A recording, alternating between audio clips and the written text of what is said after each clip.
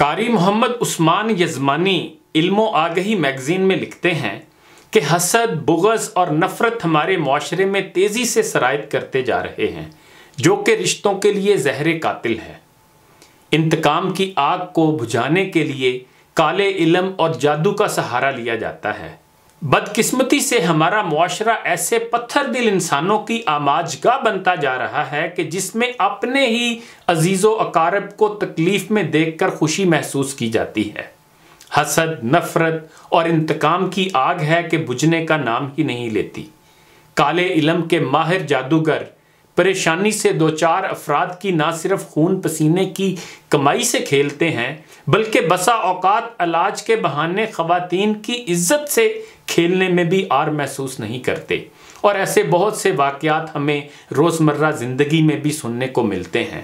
اکثر خواتین شوہر کے جھگڑوں اور برے رویے سے تنگ آ کر نام نہاد روحانی عاملوں سے رابطہ کرتی ہیں اور نقصان اٹھاتی ہیں۔ اسی طرح ایک خاتون نے اپنے شوہر کے برے رویے کو تبدیل کرنے اور جھگڑے پریشانیاں ختم کرنے کے لیے کسی عامل سے رابطہ کیا تو مسائل ختم ہونے کی بجائے وہ مزید مشکل میں پھنس گئی۔ جب صورتحال قابو سے باہر ہوئی تو قاری محمد عثمان صاحب کے پاس آئی اور کہنے لگی کہ میرے شوہر کو دورے پڑتے ہیں، اکثر ان کی ناک سے خون بہنا شروع ہو جاتا ہے، رات کو سوئے ہوئے چیخیں مارنے لگتے ہیں۔ ان سارے معاملات سے میں بہت پریشان ہوں اور ان کا علاج کروانا چاہتی ہوں۔ تو قاری عثمان صاحب نے پوچھا کہ مریض کہاں ہے؟ خاتون نے بتایا مریض ابھی گھر پر ہی ہے۔ قاری صاحب نے پوچھا کہ یہ معاملہ کب سے ہے اور کیسے شروع ہوا؟ تو اس نے ساری کہانی کچھ ایسے سنائی کہ میرا شوہر اکثر میرے ساتھ لڑائی جھگڑا کرتا تھا، بچوں کے اخراجات کے لیے خرچہ نہیں دیتا تھا، میری بات بھی نہیں مانتا تھا۔ میں ایک عامل کے پاس گئی، اس عامل نے کہا کہ آپ کو ایک عمل کرنا ہوگا، کر لیں گی تو شوہر آپ کی ہمیشہ فرما برداری کرے گا، خرچہ بھی دے گا اور آپ سے لڑائی جھگڑا بھی چھوڑ دے گا۔ میں یہ ساری باتیں سن کر بہت مطمئن ہو گئی اور دل میں سوچا کہ اب میں اصل جگہ پہنچ گئی ہوں، اب مجھے گھریلو جھگڑوں سے نجات مل جائے گی۔ اس عامل نے کہا کہ آپ کو سورج غروب ہوتے وقت چند الفاظ 31 دن تک پڑھنے ہوں گے، اور 31 دن آپ نے اپنے ہاتھوں اور پاؤں کے ناخن نہیں کاٹنے۔ جب 31 دن پورے ہو جائیں تو آپ نے اپنے ہاتھوں اور پاؤں کے ناخن کاٹنے کے بعد وہ ناخن لے کر میرے پاس آ جانا ہے، پھر میں ایک عمل کروں گا تو اس عمل کرنے کے بعد آپ کا شوہر آپ کا فرما بردار ہو جائے گا۔ پھر وہ عورت کہتی ہے کہ میں 31 دن کا عمل کرنے کے بعد اپنے ہاتھوں اور پاؤں کے ناخن لے کر عامل کے پاس پہنچی۔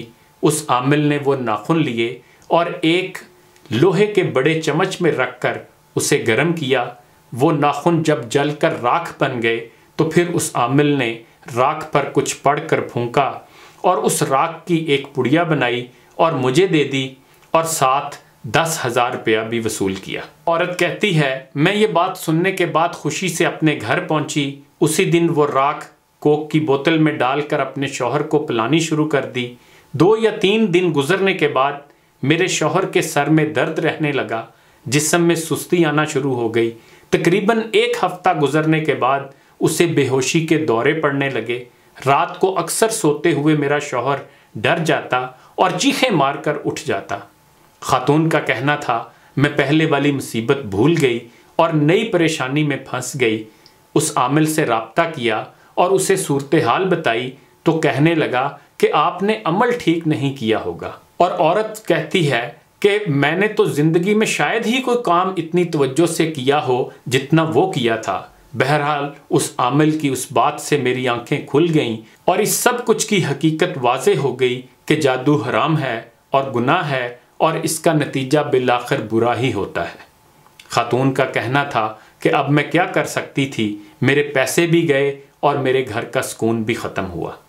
قاری عثمان صاحب نے اس خاتون سے کہا جتنا قصور جادوگر کا ہے اس سے کہیں زیادہ قصور آپ کا بھی ہے، آپ ایسے جادوگر کے پاس کیوں گئیں؟ دین اسلام ایسے لوگوں کے پاس جانے سے منع کرتا ہے۔ افسوس اس بات کا ہے کہ ہمیں دنیا کی ہر چیز کے متعلق علم ہوتا ہے لیکن اسلام کے متعلق علم نہیں ہوتا۔ اسی وجہ سے ہم ایسے لوگوں کے ہاتھ چڑھ جاتے ہیں جو سادہ لوگوں کو نہ صرف لوٹتے ہیں بلکہ ان کی عزتوں سے بھی کھیل جاتے ہیں۔ بہرحال قاری عثمان صاحب کے کہنے پر وہ خاتون اپنے شوہر کو ان کے پاس لائی، انہوں نے اس پر دم کیا اور ساتھ صبح و شام کے اذکار اور 5 وقت نماز کی پابندی کرنے کی تاکید کی۔ الحمدللہ اب وہ مریض صحت یاب ہو چکا ہے اور اس کے گھر والے بھی خوش ہیں۔ خدا ہمیں دین کی صحیح سمجھ بوجھ عطا فرمائے۔ صبح و شام کے اذکار کو اپنا معمول بنا لیں، گھر پر سورہ بقرہ کی تلاوت باواز بلند لگا دیا کریں، چاروں کل پڑھتے رہا کریں۔ اللہ آپ کو اور آپ کے پیاروں کو اپنی حفظ و امان میں رکھے۔ انہی گزارشات کے ساتھ اجازت چاہوں گا۔ اپنا خیال رکھیے گا۔ اللہ حافظ۔